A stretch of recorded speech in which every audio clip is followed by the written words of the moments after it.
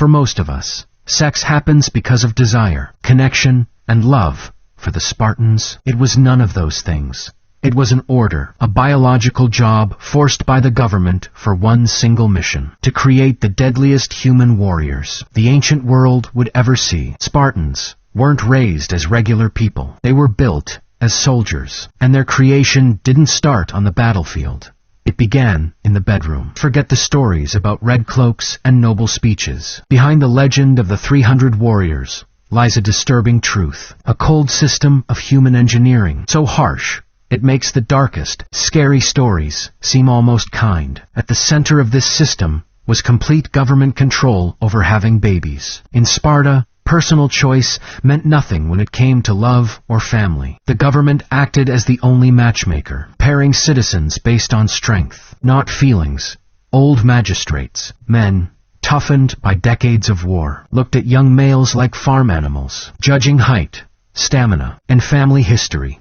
He was the tall, broad-shouldered warrior born from decorated ancestors. She was a strong, fertile woman with wide hips and a sturdy body. Beauty mattered not because it was pretty, but because it was a sign of good health and better genes. Marriages were arranged by the government. Cold, strategic unions meant to produce superior children. Love didn't matter. Desire was optional. The body no longer belonged to the person. It belonged to Sparta. Every citizen's duty was to strengthen the state through their children. Women's roles were also twisted into something strange. They were not seen as wives or mothers, but as carriers for the Spartan nation. Their worth came from their ability to have strong, healthy children from an early age. Spartan girls trained not for fighting, but for childbirth. They ran, wrestled, and threw javelins, all to prepare their bodies to carry warriors. Their wishes didn't matter. Their bodies did. They were taught that their battlefield was the birthing bed, and their greatest honor was to bring forth a future soldier. But this system went even further into areas that seem almost monstrous today. What happened when a celebrated warrior's wife couldn't have children, or when she gave birth to weak children? What if somewhere else lived a woman of excellent health, married to an older, less impressive man? Sparta had an answer. A chilling rule in its social code. It allowed, even encouraged, a strong warrior to father a child with another man's wife. It wasn't seen as cheating. It was civic duty. A woman's womb could be loaned in service of the state, and often her husband agreed. Producing a strong child, even by another man, was considered an honor to the household and to Sparta itself. Ideas like love or faithfulness were crushed beneath the boots of state eugenics. The goal wasn't happiness. It was the perfection of the bloodline. And so, when a Spartan child was finally born, it wasn't a time of celebration. It was a test. The newborn wasn't placed in its mother's arms, but taken to a grim place called the Lesh, the gathering hall. There, a group of aged warriors, known as the Gerousia, waited. These men had survived countless battles and looked at life through the eyes of death. They examined each infant without emotion, naked and trembling. The baby was inspected from head to toe.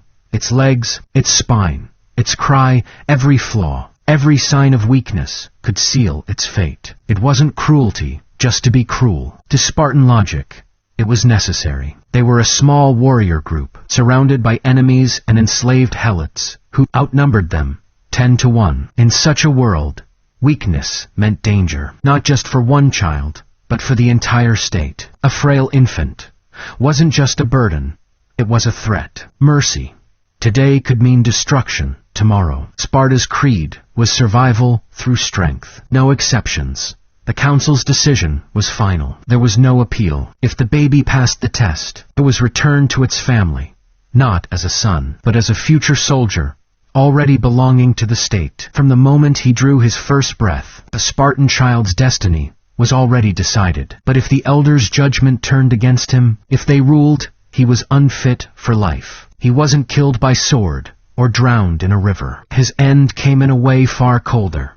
The infant was carried to the barren slopes of Mount Taygetus, to a place called the Apothete, the deposits. There, in a dark cliff of stone, the newborn was left to the wind, the night frost, and the wild animals. A quiet death, unseen and unspoken of. To Spartan logic, This was not murder. They believed they were merely returning to nature. What nature had produced, imperfectly, a grim offering to collective strength. Passing the elders' inspection was only the beginning. From that moment, the child's life became a slow march toward war, and for his parents, duty did not end with birth. The state demanded more. Constant creation of new bodies to fuel its war machine. Having babies in Sparta wasn't a privilege. It was an obligation. They practiced what we would later call eugenics, centuries before the word existed. The belief that humankind could be perfected through selective breeding didn't begin in the laboratories of the 20th century. It was born in these rocky hills. For the Spartans, it wasn't hatred that drove it, but ruthless practicality. Weakness had no place in their bloodline to achieve this. The most private human act became a public duty. Love, as we understand it, had no place in the formula. Men lived from age 7 to 30 in communal barracks among their comrades. Husbands would sneak from camp under darkness to lie briefly with their wives, quietly, hurriedly, and vanish before sunrise to avoid punishment. There was no household life, no time to develop affection. The wife was a stranger, chosen for her body, not her heart. Their union had one goal: conception. Once a child was expected, the man returned to his true family, the army. The system was built to crush attachment, to ensure devotion only to Sparta. Strong family bonds were viewed as potential betrayal, romantic love, a dangerous distraction. And so the state punished those who refused to marry or have children. A man who stayed single beyond the required age was branded disloyal, a deserter of his civic duty. During certain festivals, these men were paraded naked through the freezing streets, forced to sing mocking songs about their failure. They were denied the honors granted to respected elders, treated as outcasts, living proof that private life in Sparta was everyone's business. The cost of this ideology was immense. Compassion faded from daily life. Generation after generation was conditioned to believe tenderness was weakness, that one's body belonged not to the self, but to the state, and that motherhood was not love, but service. Children didn't learn affection from their parents. They learned obedience from their trainers. Mothers handed their sons to the state at 7, whispering only, "Return with your shield or on it." That phrase wasn't empty pride. It was the end point of a culture that had erased maternal love and replaced it with fanatic devotion to Sparta's glory. If having babies was the forging and inspection of the testing, then, at 7 years old, came assembly, the true creation of the weapon. The state that engineered his birth now came to claim ownership. This was the beginning of the Agoge, the harshest and most effective training program ever created by humankind. It was a system that shattered children and rebuilt them in the image of the perfect warrior. Picture it. You are 7, torn from the only warmth you've known. Your mother doesn't cry. She simply hands you over. From that moment, your new family is your training unit, your cold barracks. Your father becomes an instructor, not to teach reading or writing, but endurance. You will not live in a home again until you are 30. And by then, the word home will mean nothing. The first lesson of the Agoge was simple and merciless. Comfort is the enemy. The Spartan boy slept on a bed he had to make himself. Reeds, torn by hand from the banks of the Eurotas River. No knife allowed. His only clothing was a single rough tunic, the same garment for the burning summers and the freezing winters. And above everything else, he was always hungry. The food portions were intentionally tiny, a slow starvation planned with mathematical precision. Yet this deprivation wasn't just cruelty, it was a strategy. The boys were ordered to make up the difference on their own, through theft. In Sparta, stealing wasn't a vice, it was a lesson. It sharpened stealth, patience, and daring. A warrior who couldn't slip unseen into an enemy. Camp and steal food was worthless, so the boys learned to move like shadows through their own city, scavenging for scraps like wolves. But if you were caught, the punishment was merciless. You'd be whipped without pity, not for the act itself, but for being foolish enough to get caught. The sin was incompetence, not theft. The message cut deep. Success justifies everything. Failure has no excuse on the battlefield. Being caught meant death. not just for you, but for everyone beside you. The Agoge made sure that lesson was branded into flesh. This wasn't simply training soldiers. It was manufacturing predators. Fierce, sharp, calculating, stripped of ordinary morality in their world. Right and wrong dissolved into one question. Did you succeed or not? They learned to lie, to vanish, to read weakness, and to obey without hesitation. They were indeed brothers. But brothers, bound by pain, rivalry, and fear, starvation, and theft, were only the opening chapters. The next lessons were far darker, designed to break the child's mind before rebuilding it. The human body adapts quickly to hunger, cold, and blows. But the real war of the Agoge was waged inside the skull. Sparta didn't just need muscle. It needed minds honed to blades, spirits emptied of self, loyal only to the state. Having conquered the body, the instructors now targeted the soul. Their weapon, silence. Our word, laconic, meaning brief in speech, comes from Laconia, the region of Sparta. That's no coincidence. Spartan children were taught that words were tools, not toys. Talking idly, making a foolish remark, or asking a pointless question was punishable. Teachers hurled questions meant to provoke sharp, precise answers. Hesitation or dullness was met not with words, but with pain. Sometimes the instructor would bite the offender's thumb. A small but unforgettable lesson in thinking before speaking. Silence became armor. Every word had to strike like an arrow. Yet the worst cruelty didn't always come from their elders. It came from each other. The training structure guaranteed that. Older boys, called irons, ruled the younger like tyrants, commanders, jailers, tormentors, in one at meals. They launched verbal ambushes. Who was the bravest man in Sparta? What do you think of the king's last campaign? Is theft honorable? There were no right answers, only traps, a stumble, a pause, the wrong tone. All invited ridicule or blows. Humiliation was public, constant, and deliberate. This was not random bullying. It was institutionalized cruelty, a state-designed system to forge minds that could stay cold under interrogation or chaos. Each child learned to think like a politician and fight like a beast, walking a minefield of words and glances where one mistake meant pain or exile. Rivalry was fuel. Aggression earned respect. Trust no one. Expose others' weaknesses. Find your own. These were commandments. It was the law of the pack, supervised by the state itself. All this daily brutality led to one of the most horrifying rituals of all, the ceremony at the altar of Artemis Orthia. Artemis, goddess of the wild and protector of the home, demanded a bloody offering. Cheeses were placed upon her altar. The boys' task was simple. In theory, run, seize them, escape. But to reach the altar, they had to sprint through a gauntlet of whips. Leather lashes sliced through the air, tearing flesh with every step. It wasn't a contest of speed or reflexes. It was a test of one thing alone. How much agony a future Spartan could endure without breaking. The true test was never about stealing cheese. It was about standing silent under the whip, enduring agony without a scream, a tear, or the faintest sign of weakness. To cry out was to disgrace yourself. Plutarch himself described young Spartans dying at the altar, smiling as their lifeblood soaked the ground, dying proud, having proven they were worthy. This was their graduation, the Agoge's final ceremony, a baptism by blood meant to purge every trace of fear and softness, forging men into living steel. But when a society burns away every weakness, what fragments of humanity are left behind? What remains of the soul after it's been hammered into a weapon? What Sparta created was a paradox. Men of unmatched strength, yet emotionally hollow. Warriors of flawless discipline, yet warped morality in their world. Killing could be honorable,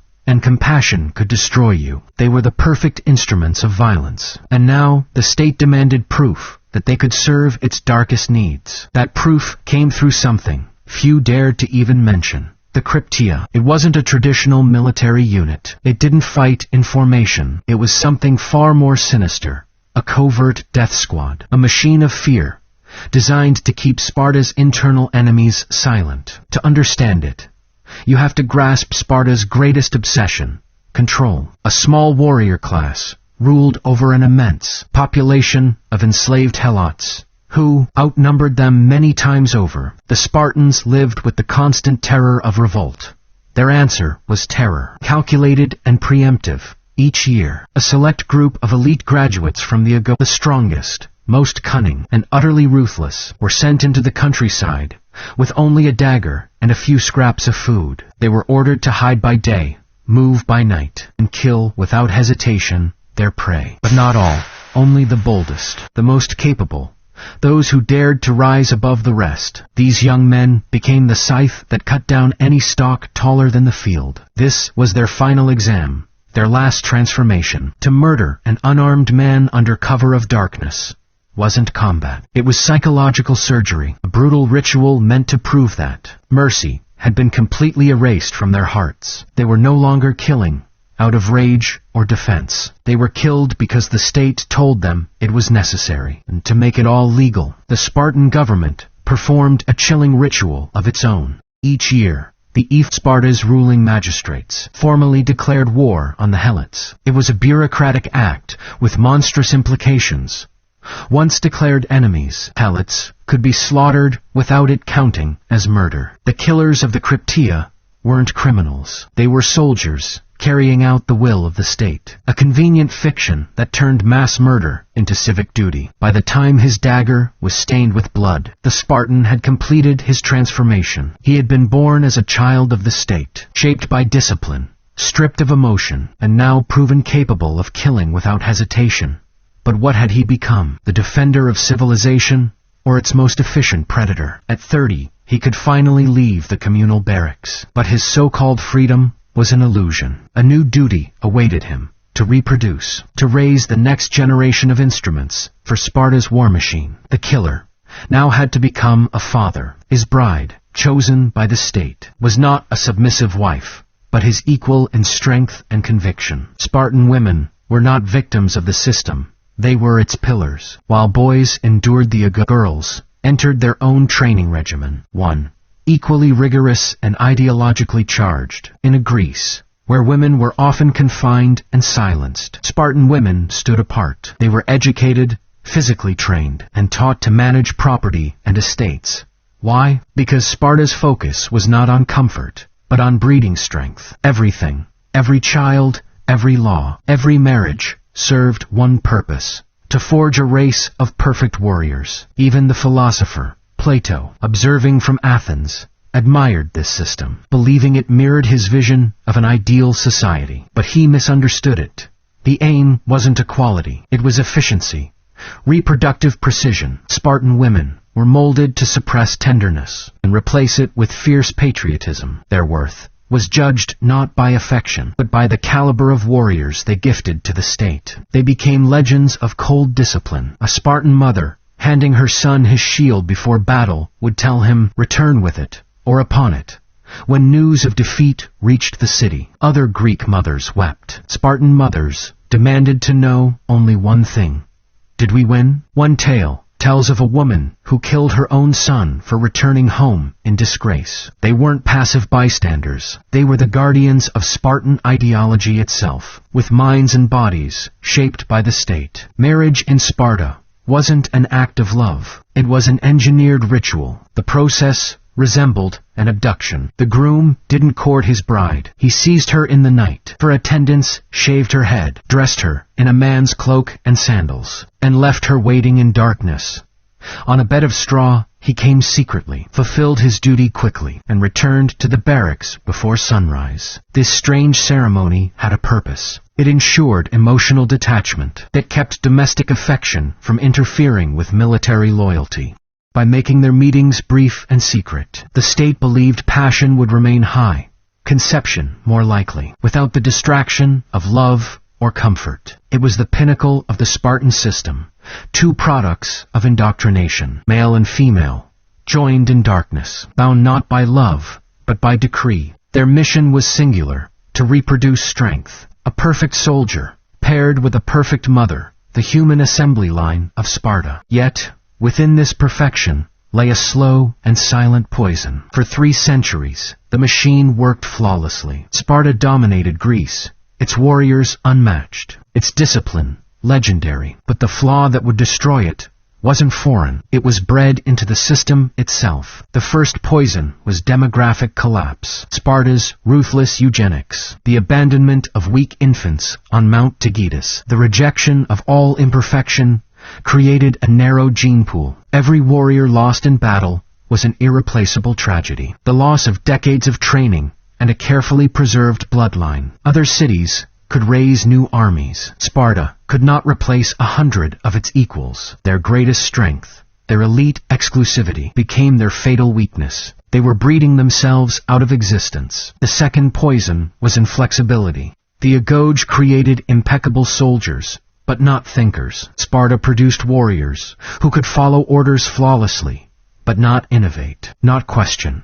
As warfare evolved, their rigid system remained frozen. They were perfect soldiers, trapped in a world that demanded generals. When confronted by new tactics and creative minds, they found themselves fighting ghosts of their own past. And the final blow came with success itself. When Sparta triumphed over Athens in the Peloponnesian War, the floodgates opened.